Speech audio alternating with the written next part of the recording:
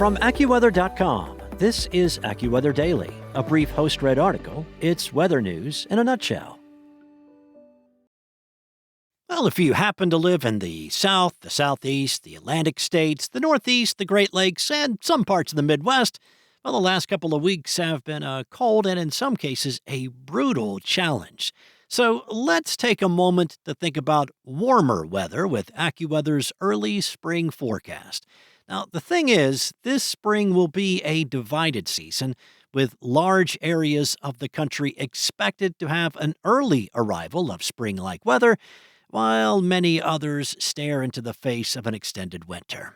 Now, spring officially begins on Friday, March 20th. AccuWeather's long-range forecasters say some areas will struggle to shake off that winter weather well into the season, including the chance for spring snow, while others will transition quickly to warmth. The Northeast, the Midwest, and the Northern Plains will experience a seasonal tug-of-war throughout the upcoming season, with cold air winning the battle more often than spring-like warmth, especially early on in the season. AccuWeather's long-range expert Paul Pastelok says that a slower transition to persistent spring warmth could occur from the northern Rockies to the Northeast. He added that there will be occasional warm-ups, but they will not last long before that next wave of chilly air arrives. The extension of cold weather in the plains, the Midwest, and the Great Lakes will keep the door open for snow, especially during the first half of spring. It will also bring opportunities for late-season frost, which could impact farmers and backyard gardeners. People across those regions could have to wait until May before warm weather really settles in for good, and you can put those winter coats away in your closet. Spring warmth will arrive much faster across the southern half of the country, with fewer cool spells once winter loosens its grip. In the Northwest, the switch from wintry to spring-like weather will be delayed, unfolding around the middle of the season. The warm conditions and lack of springtime storms will cause drought to worsen, particularly across the Southwest. Pastelok said that his team is not expecting significant rainfall for that region. Spotty, large fires could break out across the region during the spring. Drought may also worsen in parts of the plains and the southeast, with the Florida Peninsula not seeing much in the way of consistent rainfall until late spring. This could lead to some spotty, large brush fires. Severe weather will once again be a major springtime hazard, even if the season does not mirror the extreme tornado counts seen last year. The more than 1,500 tornadoes tallied last year were above the 15-year historical average. Pastelok said, "We are leaning toward fewer tornado reports this spring compared to last year, but that does not mean the season will be quiet. Instead, severe thunderstorms are more likely to trigger damaging winds and torrential rain compared to last year." Now, the greatest risk for severe weather will focus from the Mississippi Valley into the Gulf states, especially during March and April.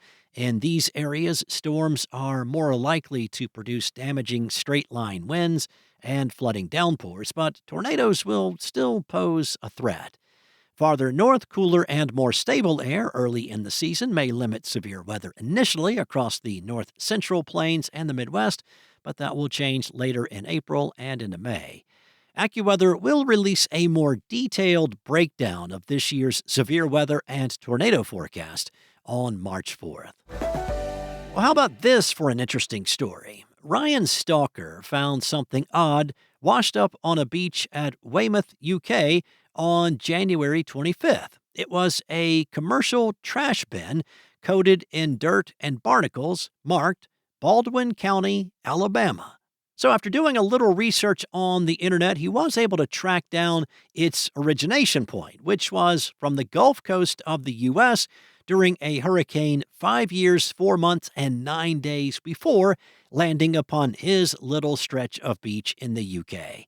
It was tracked down to 3 possible trash receptacles lost during Hurricane Sally on September 16, 2020, in Fort Morgan, Alabama. Now, the trash bin likely traveled across the Atlantic Ocean, propelled by ocean currents and strong storms.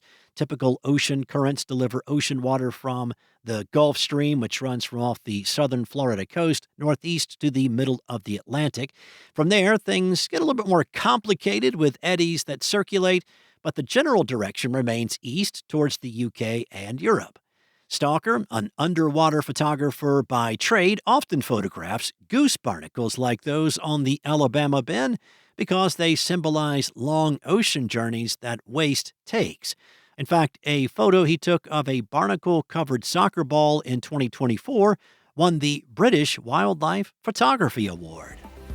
That's all for now. You can find more regional forecasts and science-based articles at AccuWeather.com. And for your local forecast at your fingertips, download the AccuWeather app. Enjoy the rest of your day. Be safe. I'll be back tomorrow with more from AccuWeather.